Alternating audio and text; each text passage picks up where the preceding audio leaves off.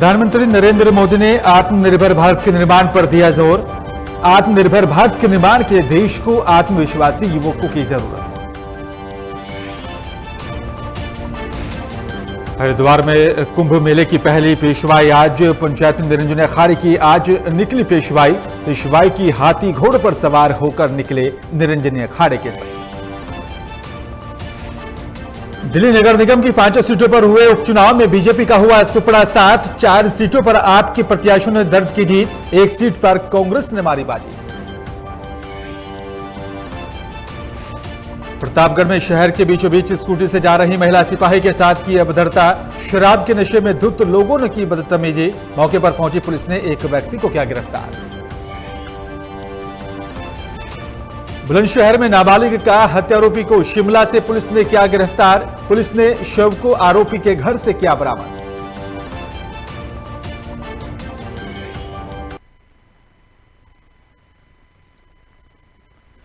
नमस्कार, मैं हूं बिलाल मलिक और आप देख रहे हैं लोकमंच। और बुलेटिन में सबसे पहले बात करेंगे लखनऊ की। लखनऊ से इस वक्त की बड़ी खबर आ रही है। आपको बता दें कि यूपी में 18 IAS अफसरों के तबादले हुए हैं।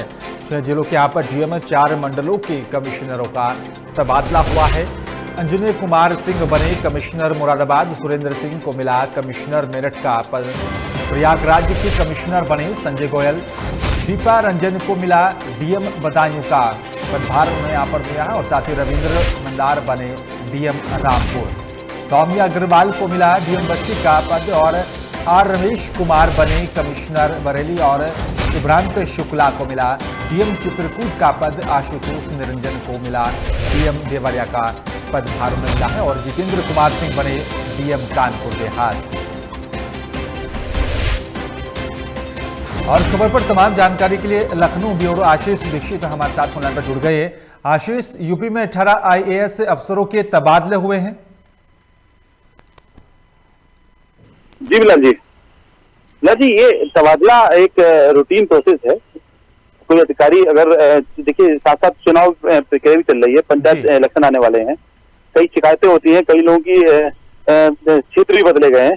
तो ये रूटीन प्रक्रिया है। मुख्यमंत्री जी अपने स्तर से जहाँ जिसकी जरूरत होती है वो तबादले करते हैं। अपने जो भी कहते हैं उनको अच्छी जगह मिलती है। ये तो हर सरकार में होता है। और इधर भी काफी बड़े तबादले हुए हैं। अब ये इसको एक पूरी चुनाव प्रक्रिया में शामिल किया जाए, क्योंकि पंचायत इलेक्शन आ रहे हैं, उनको देखते हुए ये तबादले किए गए। जी बिलाल जी, शुक्रिया आपका आशीष तमाम जानकारी साझा करने के लिए। तो आपको बता दें कि बड़ा प्रशासनिक फेरबदल हुआ है। और साथ ही आपको बता दें कि जिस तरीके से पंचायत राज्य चुनाव में होने और साथ ही उसी को लेकर अब देखते हुए भी ये तबादले काफी अहम माने जा रहे हैं।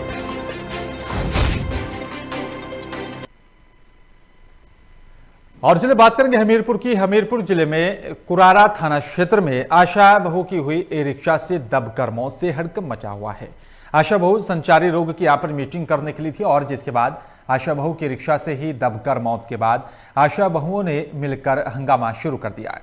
वहीं कई घंटों के यहाँ पर प्रदर्शन और साथ ही जाम के बाद SDM ने मौके पर पहुंचकर मामले को शांत कराया।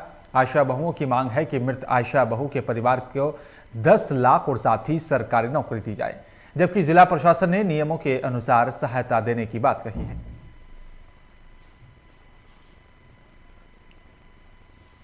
हादसा हुआ था जब करीब 12:30 बजा था दोपहर का, जब हम लोग जा रहे थे।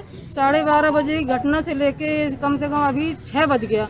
6 बजे तक यहाँ सिर्फ पुलिस डिपार्टमेंट ही रहा है, ना तो यहाँ CMO साहब आए, ना DM साहब आए।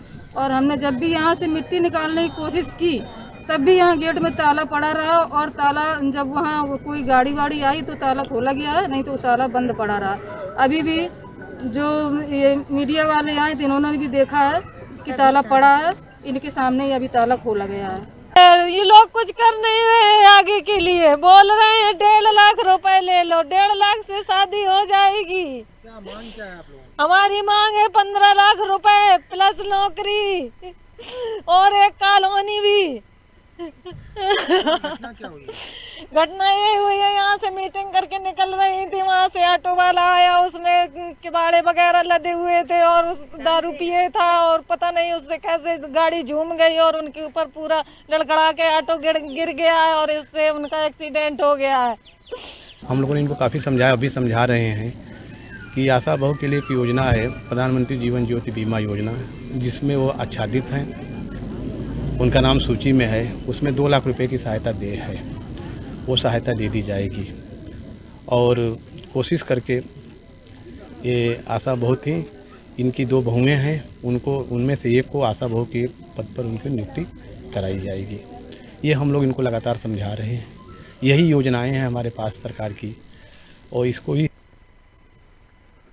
और इसी बीच बुलंदशहर से बड़ी खबर आ रही है। आपको बता दें कि नाबालिग का हत्या आरोपी को गिरफ्तार कर लिया गया है। आरोपी ने शव को अपने ही घर के अंदर गाड़ दिया था और आपको बता दें कि पुलिस ने आरोपी को शिमला से गिरफ्तार किया है। घटना को अंजाम देकर फरार हो गया था आरोपी हरेंद्र। आरोपी के घर से जो है नाबालिग का शव बरामद किया गया है। परिजनों ने रेप कर हत्या करने का आरोप लगाया था और अनूप शहर के गांव की यह पूरी घटना बताई जा रही है, जहां पर पुलिस ने इस पूरे मामले का खुलासा कर दिया है। आपको बता दें कि बुलंदशहर से इस वक्त की बड़ी खबर आपको बता दें कि नाबालिग का हत्यारे को यहाँ पर गिरफ्तार किया गया और साथ ही बता दें कि आरोपी ने शव को अपने घर के अंदर ही हत्या कर गाड़ दिया था और पुलिस ने आरोपी को शिमला से गिरफ्तार किया है। और इस खबर पर तमाम जानकारी के लिए संजीव हमारे संवाददाता फोन लाइन पर जुड़ गए हैं। संजीव, नाबालिग के हत्यारे को पुलिस ने गिरफ्तार कर इस पूरी घटना का खुलासा किया, क्या कुछ अपडेट मिल पा रहा है? फिलहाल आपको बता दूं, ये जो घटना है ये 25 तारीख की है, जब हत्या आरोपी ने अपने ही घर के अंदर एक बच्ची को दफना दिया, मारकर दफना दिया। क्योंकि जब ये घटना खुलासा हुआ तो पुलिस ने तुरंत 4 टीमें गठित कर और उसकी तलाश शुरू कर दी और जैसे जैसे उसके पीछे लगी रही और उसे आज देर रात उसे हिमाचल प्रदेश के शिमला से उसे गिरफ्तार कर लिया है।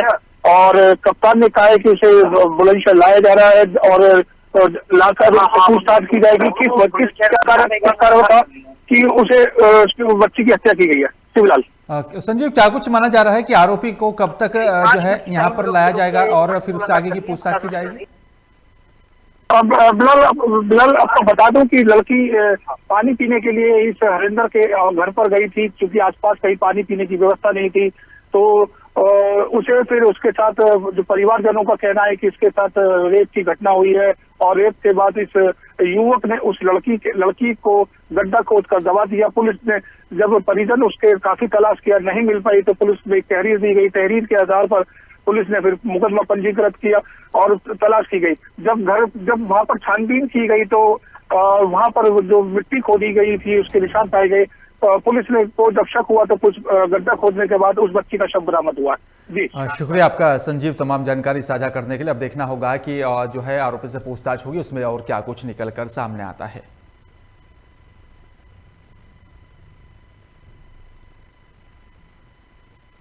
और इस बीच फर्रुखाबाद से बड़ी खबर आ रही है। आपको बता दें कि भूमाफियाओं के हौसले लगातार बुलंद नजर आ रहे हैं। तालाब की जमीन पर भूमाफिया अवैध कब्जा कर रहे हैं और सरकारी दस्तावेजों में जमीन तालाब के नाम दर्ज है और बावजूद इसके फिर भी तालाब की जमीन पर कब्जा किया जा रहा है। जमीन कब्जा मामले में यहाँ पर स्थानीय निवासियों ने एसडीएम को एक प्रार्थना पत्र दिया है। कायमगंज कोतवाली क्षेत्र के बस अड्डा का जो है गिरद का ये पूरा मामला बताया जा रहा है, जहां पर तालाब की जमीन पर अवैध तरीके से कब्जा करने का मामला सामने आ रहा है। फर्रुखाबाद से इस वक्त की बड़ी खबर आपको बता रहे हैं कि भूमाफियाओं के हौसले लगातार बुलंद नजर आ रहे हैं। तालाब की जमीन पर भूमाफिया जो है अवैध कब्जा कर रहे हैं और सरकारी दस्तावेजों में जमीन तालाब के नाम दर्ज है। जमीन कब्जा मामले में यहाँ पर स्थानीय निवासी ने एसडीएम को एक प्रार्थना पत्र देकर कार्रवाई करने की मांग की है। कायमगंज कोतवाली क्षेत्र के बस अड्डा गिरद का ये पूरा मामला बताया जा रहा है और साथ ही आपको बता दें कि तालाब की जमीन है वो सरकारी दस्तावेजों में दर्ज है, बावजूद इसके अवैध तरीके से भूमाफिया कब्जा कर रहे हैं। और अब देखना होगा कि प्रशासन इस पूरे मामले को लेकर क्या कुछ कार्रवाई करता है।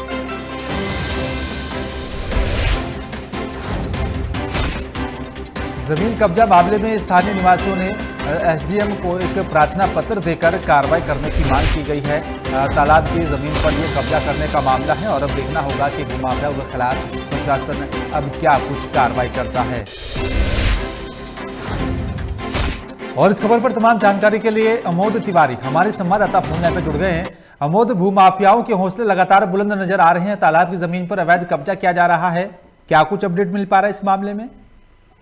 जी बताना चाहेंगे कि कायमगंज कस्बे का मामला है, जहाँ पर कस्बे के अंदर जो तालाब की जमीन पड़ी है उस पर भूमाफियाओं द्वारा कब्जा किया जा रहा है, तो कहीं न कहीं जिले में दबंग भूमाफियाओं के हौसले बुलंद हैं। जो एसडीएम कार्यालय या तहसीलदार के लगभग पड़ोस में ही ये भराव पड़ रहा है तालाब की जमीन पर, और अधिकारी चुपचाप बैठे हुए हैं। और वहीं सुप्रीम कोर्ट के दिशा निर्देश है कि जहां गांव और शहर में जो पानी है इकट्ठा होता है, जैसे तालाब है, पोखर है, इन पर कब्जा ना किया जाए और पर्यावरण को बचाने के लिए ये हर हाल में सुरक्षित रखे जाए। लेकिन भूमाफियाओं के हौसले इतने बुलंद हैं कि वो सुप्रीम कोर्ट के निर्देशों को मानने को तैयार नहीं है। वहीं अधिकारी शांत बैठे हुए, तो कहीं न कहीं इसमें अधिकारियों की भी बड़ी लापरवाही है। वहीं जनहित में जो कायमगंज बार में अधिवक्ता है परम मिश्रा, उन्होंने एक शिकायती प्रार्थना पत्र उप जिलाधिकारी कायमगंज को दिया है। वहीं मामले पर उप जिलाधिकारी कायमगंज का कहना है कि जांच कराई जाएगी और जो पक्ष भराव डरा रहा है उसने कोई आदेश दिखाया है। लेकिन इस मामले पर जो अधिवक्ता से बात हुई है तो उनका कहना है कि इस मामले को लेकर वह हाईकोर्ट जाएंगे और जो नुकसान पर्यावरण को पहुंचाया जा रहा है, तालाब पे कब्जा किया जा रहा है, उसे रुकवाने का प्रयास करेंगे। लेकिन जो भूमाफिया हैं वो बहुत तेजी से भराव डलवा रहे हैं। संभवतः 10 से 15 दिन में वहाँ बहुत बड़ी बिल्डिंग खड़ी हो जाएगी। लेकिन भूमाफिया जो शिकायतकर्ता ने हाईकोर्ट जाने की बात कही, अब देखना ये होगा कि प्रार्थना पत्र मिलने के बाद प्रशासन कोई कार्रवाई करता है या नहीं। बड़ी बात बिल्कुल अमोद, अब देखना होगा कि क्या कुछ कार्रवाई की जाती है। शुक्रिया आपका तमाम जानकारी साझा करने के लिए।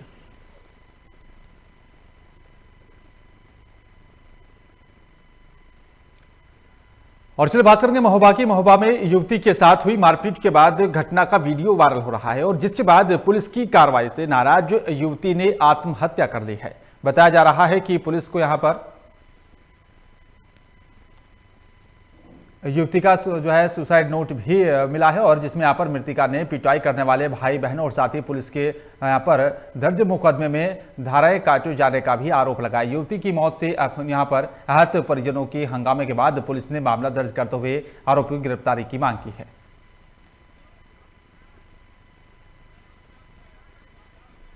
आज सुसाइड करने का यही कारण था कि वो लड़की छूटी, जिससे उसने वहाँ देखा, उसने रात में उसको धमकी कि वहाँ पे दिलवाइए। 1-2 दिन हो गए उसको छूटे हुए। वो लड़की को मैं उनका भाई हूँ, तो मैं रात में उसको लेके घर आ गया। मैंने इसलिए कि रात में कोई ऐसा बवाल ना मचे महुआ में, तो मैं अपनी बहन को घर ले आया। थाना कोतवाली क्षेत्र के अंतर्गत एक तहरीर दी गई थी जिसमें उनके द्वारा आरोप लगाया गया कि उन्हीं के मोहल्ले के कुछ लोगों के द्वारा उस बच्ची के साथ मार पिटाई की गई थी, जिसमें कि 5 अभियुक्तों को जेल भेजा जा चुका है। दोनों ही अभियोगों का परीक्षण किया जा रहा है, गहनता से छानबीन की जा रही है, प्रकरण में अग्रिम विधि कार्रवाई की जाएगी। और इसी बीच जालौन से बड़ी खबर आ रही है। आपको बता दें कि रिटायर्ड हेड कांस्टेबल ने गोली मारकर आत्महत्या कर ली है। इस वक्त की बड़ी खबर आपको जालौन से बता रही। सूचना पर पहुंची पुलिस ने शव को पोस्टमार्टम के लिए भेज दिया और कांस्टेबल के परिजनों ने 6 लोगों के खिलाफ तहरीर दी है। क्षेत्राधिकारी ने जांच कर जल्द ही आरोपियों की गिरफ्तारी की बात कही है। आरोपियों की गिरफ्तारी के लिए यहाँ पर दबिश दी जा रही है, लगातार कार्रवाई की जा रही है और उरई कोतवाली के पटेल नगर का ये पूरा मामला बताया जा रहा है। अब देखना होगा जो जांच की जा रही है और जो है कार्रवाई की जा रही है उसमें क्या कुछ निकलकर सामने आता है। जालौन से इस वक्त की बड़ी खबर आपको बता रहे, जहां पर रिटायर्ड हेड कांस्टेबल ने गोली मारकर आत्महत्या कर ली है और सूचना पर पहुंची पुलिस ने शव को कब्जे में लेकर पोस्टमार्टम के लिए भेज दिया है। कांस्टेबल के परिजनों ने 6 लोगों के खिलाफ जो है तहरीर दी और क्षेत्राधिकारी ने जांच कर जल्द ही आरोपियों की गिरफ्तारी करने की बात कही है।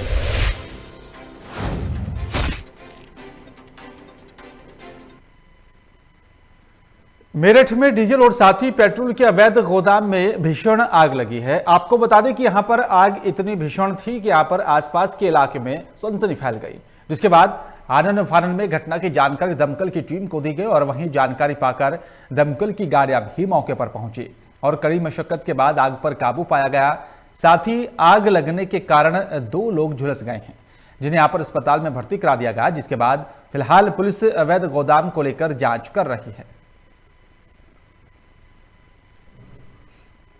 मामला ये आपसे पहले भी मैंने इस बात को रखा था और लगभग परसों जो है चौकी इंचार्ज साहब से भी लगभग 2 बजे मैंने इन्हें अवगत कराया था, चौकी इंचार्ज साहब को, जो करतार सिंह जी हैं, कि मेरी गली में जो है कच्चा तेल का काम हो रहा है ठीक है। तो इन्होंने भी कहा था कि हम इस पर एक्शन लेंगे। बाकी अब से पहले भी मेरी जो लड़ाई है, अब से पहले भी एक मामला हुआ था कि यहाँ से पलायन कर रहे थे, यही बात थी। हमने कमेटी के लोगों से जो ये बात रखी थी कि जी जो सही काम है वो तो आप लोग करा नहीं रहे, जो गलत काम है वो आप करा रहे हो। खुशहाल नगर कॉलोनी यहीं का रहने वाला एक कलवा है, ये अपना यहाँ गोदाम बना करके यहाँ पर ये केमिकल अपना बेच रहा था और अवैध रूप से था ये, और इसमें आग लग गई थी, जिसमें ये पता चल रहा है कि पड़ोसियों ने बताया कि कलवा भी झुलस गया है और कहीं इलाज के लिए यहाँ से भाग गया। जानकारी नहीं हो पा रही है, ये पता किया जा रहा है कि किस अस्पताल में है। आग तो पूरी रूप से बुझ गई है। कितनी गाड़ियों की आवश्यकता पड़ी? गाड़ियाँ तो 3 लगी हैं अभी फायर सर्विस की। अब नुकसान तो अब कलवा से पूछने के बाद ही पता चल पाएगा कितना माल इसके पास था जो जला है। और इस बीच लखनऊ से बड़ी खबर आ रही है। आपको बता दें कि रेडिसन होटल में 9 कर्मचारी मिले कोरोना संक्रमित। स्वास्थ्य विभाग ने 48 घंटे के लिए होटल को सील कर दिया है। सभी कर्मचारियों को यहां पर क्वारंटीन कर दिया गया। महिमा चौधरी के जाने के बाद रेडिसन होटल में हुई जांच और जांच में होटल के 9 स्टाफ पाए गए संक्रमित। होटल रेडिसन ने योगी सरकार के आदेशों की धज्जियां उड़ाई हैं। प्रोग्राम में यहां पर सैकड़ों लोग शामिल हुए थे। स्वास्थ्य विभाग प्रोग्राम में शामिल होने वालों का इन लोगों की भी अब सूची की जो है सामने आने के बाद जांच पड़ताल करने की बात अब कही जा रही है। इस वक्त की बड़ी खबर आपको बता रहे हैं लखनऊ से। रेडिसन होटल में 9 कर्मचारी कोरोना संक्रमित मिले हैं और स्वास्थ्य विभाग ने 48 घंटे के लिए होटल को सील कर दिया है। सभी कर्मचारियों को क्वारंटीन कर दिया गया। महिमा चौधरी के जाने के बाद रेडिसन होटल में जो है जांच की जा रही है और जांच में होटल के 9 स्टाफ संक्रमित पाए गए हैं।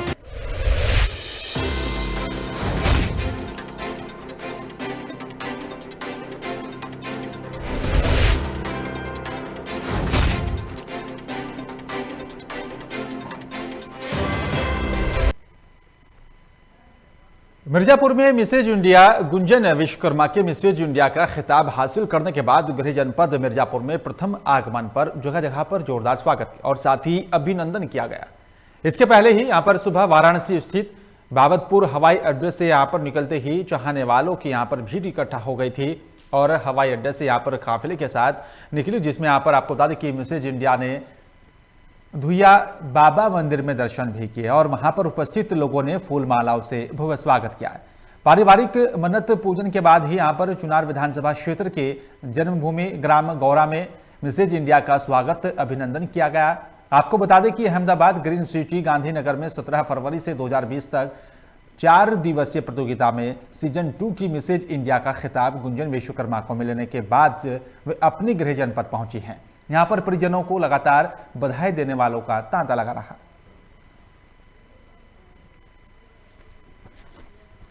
गांव के लोगों के द्वारा जो है सम्मानित समारोह था।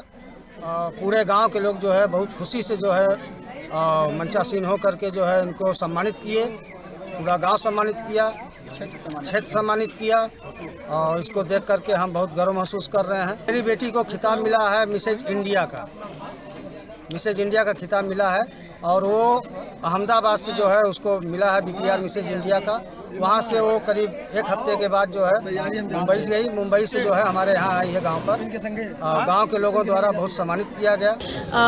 शादी के बाद बहुत मुश्किल हो जाता है किसी औरत के लिए कि वो कुछ कर पाए, अपने लिए समय निकाल पाए, बट मेरे हस्बैंड ने बोला कि तुम जो करना चाहती हो तुम करो, मैं तुम्हारे साथ हूँ। और आज मैं जो भी कुछ हूँ शायद उसमें उनका ज़्यादा योगदान है। वहाँ बहुत अच्छा महसूस हो रहा था, बहुत कुछ सीखने को भी मिला। कभी मैं अकेले जाती नहीं थी लिफ्ट में, मुझे इतना डर लगता था अकेले रूम में जाने में होटल के, बट वहाँ मैंने अपने डर को खोया है और अपने अंदर हिम्मत लाई है कि मैं कर सकती हूँ, मैं यहाँ तक आई हूँ तो मुझे करना है। प्रतापगढ़ से इस वक्त की बड़ी खबर आ रही है। आपको बता दें कि शहर के बीचों बीच महिला सिपाही के साथ अभद्रता की गई है और स्कूटी से जा रही महिला सिपाही के साथ अभद्रता करने का मामला सामने आया है। शराब के नशे में धुत 2 लोगों ने की बदतमीजी और महिला सिपाही की सूचना पर भी पुलिस मौके पर पहुंची पुलिस ने एक व्यक्ति को गिरफ्तार किया। नगर कोतवाली इलाके के बलीपुर का ये पूरा मामला बताया जा रहा है, जहां पर नशे में धुत यहाँ पर 2 लोगों ने महिला सिपाही के साथ बदतमीजी करने का यह पूरा मामला सामने आ रहा है। प्रतापगढ़ से इस वक्त की बड़ी खबर आपको बता रहे हैं।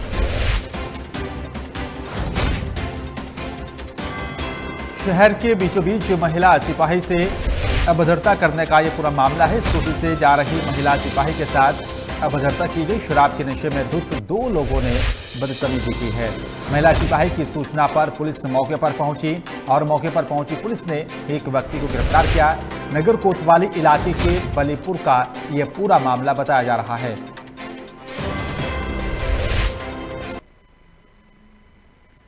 और इस बीच सिद्धार्थनगर से बड़ी खबर आ रही है। आपको बता दें कि संदिग्ध परिस्थितियों में नदी में मिला व्यक्ति का शव। स्थानीय लोगों ने पुलिस को दी जानकारी पाकर मौके पर पहुंची पुलिस परिजनों ने गांव के लोगों पर हत्या का आरोप लगाया है। पुलिस इस पूरे मामले की जांच कर रही है। बांसी कोतवाली के सुभाष नगर का ये पूरा मामला बताया जा रहा है।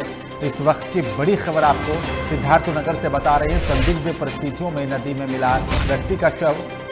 स्थानीय लोगों ने पुलिस को दी मामले की जानकारी और जानकारी पाकर मौके पर पहुंची पुलिस परिजनों ने गांव के लोगों पर लगाया हत्या का आरोप। पुलिस इस पूरे मामले को हर पहलुओं को ध्यान में रखते हुए जांच पड़ताल कर रही है। अब देखना होगा कि पुलिस की जांच में क्या कुछ निकलकर सामने आता है। बांसी कोतवाली के सुभाष नगर का ये पूरा मामला बताया जा रहा है।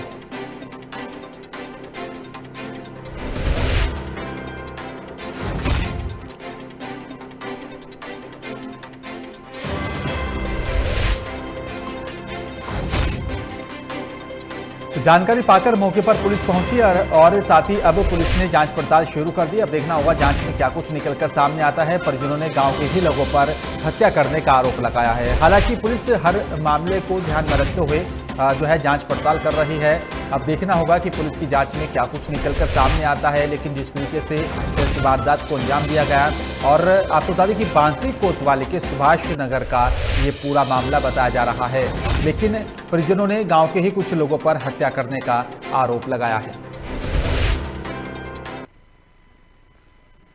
मुरादाबाद में योग गुरु बाबा रामदेव ने नेचुरोपैथी सेंटर का निरीक्षण किया है, जहां पर उन्होंने कहा है कि देश में 1000 वेलनेस सेंटर खोले जाएंगे और जिसमें यहां पर 100 नेचुरोथेरेपी का भी इस्तेमाल किया जाएगा।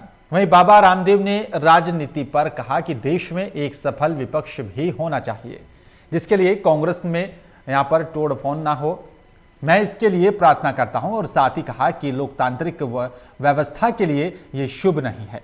अगर कांग्रेसी चाहे तो मेरे पतंजलि में यहाँ पर आकर रह सकते हैं और हम उनको योग भी सिखाएंगे और उनके मनमुटाव दूर कर हम चाहेंगे कि पार्टी ना टूटे। पतंजलि वेलनेस सेंटर के 1000 से ज़्यादा केंद्र देश भर में खोले जाएंगे, जिसमें योगा, आयुर्वेद, नेचुरोपैथी, यज्ञ चिकित्सा से लेकर के 100 से ज़्यादा थेरापियों का इस्तेमाल करके इनकेरेबल डिजीज, क्रोनिक डिजीज और जेनेटिक डिजीज माने कम्युनिकेबल नॉन कम्युनिकेबल डिजीज का स्थायी समाधान, जिसको आज सस्टेनेबल हेल्थ के रूप में पूरी दुनिया जानती है, उनका एक केंद्र के रूप में एक नई श्रृंखला शुरू कर रहे हैं। और इसी बीच ग्रेटर नोएडा से बड़ी खबर आ रही है। आपको बता दें कि लाइसेंसी बंदूक से गोली चलने से हादसा हुआ है। गोली चलने से सुरक्षा गार्ड की हालत गंभीर बताई जा रही है, जख्मी हो गया था सुरक्षा गार्ड और आपको बता दें कि घायल को निजी अस्पताल में भर्ती करा दिया गया। इलाज के दौरान सुरक्षा गार्ड ने दम तोड़ दिया है। जानकारी पाकर मौके पर पुलिस पहुंची। पुलिस इस पूरे मामले की जांच पड़ताल कर रही है। ग्रेटर नोएडा की पंचशील ग्रीन वन सोसाइटी का ये पूरा मामला बताया जा रहा है। इस वक्त की बड़ी खबर आपको ग्रेटर नोएडा से बता रहे हैं, जहां पर लाइसेंसी बंदूक से गोली चलने से दर्दनाक हादसा हुआ है। गोली चलने से सुरक्षा गार्ड गंभीर रूप से घायल हो गया था, जिसे अस्पताल में भर्ती कराया गया। घायल को निजी अस्पताल में भर्ती करा दिया था, जहां पर उसका इलाज चल रहा था, लेकिन इलाज के दौरान सुरक्षा गार्ड ने दम तोड़ दिया है। जानकारी पाकर पुलिस मौके पर पहुंची और हर पहलुओं की जांच पुलिस कर रही है। ग्रेटर नोएडा के पंचशील ग्रीन वन सोसाइटी का ये पूरा मामला बताया जा रहा है।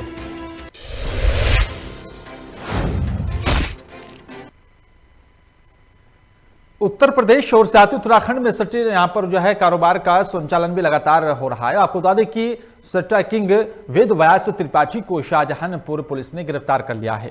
आपको बता दें कि आरोपी का कारोबार उत्तर प्रदेश से लेकर उत्तराखंड तक फैला हुआ है, जिसके बाद पुलिस का कहना है कि पुलिस आरोपी की संपत्तियों की भी यहां पर जांच कर रही है। उनके जो मोबाइल फोन से जो घर पे ही थे उनको भी देखा गया और उन पर भी कुछ महत्वपूर्ण जानकारियां मिली हैं, जिसके आधार पे हमने 3 टीमें बनाकर इनके जो घर के लोग हैं उनको साथ में रखते हुए, ताकि उनको पहचानने में सुविधा हो और कोई चीज़ उस समय समझ में आए तो क्लैरिफाई हो जाए तत्काल ही, तो इनको भेजा गया है। रात को 2 बजे ये टीमें रवाना हो चुकी थी और उनका मैं अपडेट ले रहा हूँ। वरिष्ठ अधिकारी और भी जो राजपत्रित अधिकारी हैं जनपद के, जो एसपी सिटी हैं, CO सिटी हैं, वो भी इसके बारे में लगातार अपडेट ले रहे हैं और मुझे पूरा विश्वास है कि ये सकुशल हम लोग इनको आज ही बरामद कर लेंगे। इनके जो मोबाइल फ़ोन से जो घर। और इस बीच कुशीनगर से बड़ी खबर आ रही है। आपको बता दें कि चोरों के हौसले लगातार बुलंद नजर आ रहे हैं। पेट्रोल पंप पर लाखों की चोरी को एक बार फिर से अंजाम दिया गया। डीजल भरवा रहे पिकअप चालक ने लूटा पैसों से भरा बैग और पेट्रोल पंप पर गाड़ी छोड़कर फरार हो गया। पंप संचालक ने पुलिस को इस पूरे मामले की जानकारी दी। पुलिस ने चोरों की यहां पर गाड़ी से जो है फोन बरामद किया। लूट की घटना CCTV कैमरे में कैद हो गई है। सफा नौका टोल स्थित पेट्रोल पंप का ये पूरा मामला बताया जा रहा है, जहां पर इस बड़ी वारदात को अंजाम दिया गया है। चोरों के हौसले लगातार बुलंद नजर आ रहे हैं। पेट्रोल पंप पर लाखों की चोरी का जो है ये अंजाम दिया गया। डीजल भरवा रहे पिकअप चालक ने पैसों से भरा बैग लूटकर फरार हो गया है। पेट्रोल पंप पर गाड़ी छोड़कर आरोपी फरार बताया जा रहा है। पंप संचालक ने पुलिस को इस पूरे मामले की जानकारी दी। पुलिस ने चोरों की गाड़ी से फोन बरामद किया। लूट की घटना CCTV कैमरे में कैद हो गई है। सफा नौका टोल स्थित पेट्रोल पंप का ये पूरा मामला बताया जा रहा है, जहां पर इस लूट की घटना को अंजाम दिया गया।